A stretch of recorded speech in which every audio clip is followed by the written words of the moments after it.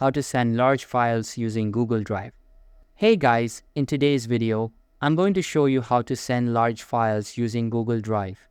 If you find this useful, then please consider subscribing and liking the video. Let's get started.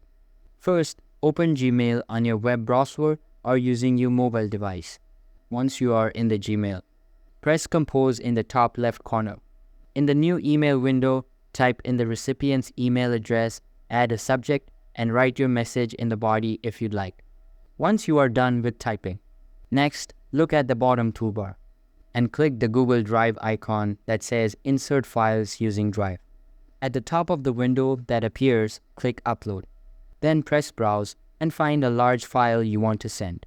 Select it, then click Open to start uploading. Once it finishes uploading, it will be inserted into your email as a Drive link. When you're ready, click Send.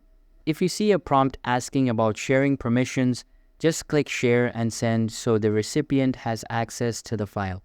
That's it. If you found this helpful, please give the video a thumbs up and subscribe for more quick guides. Thanks for watching.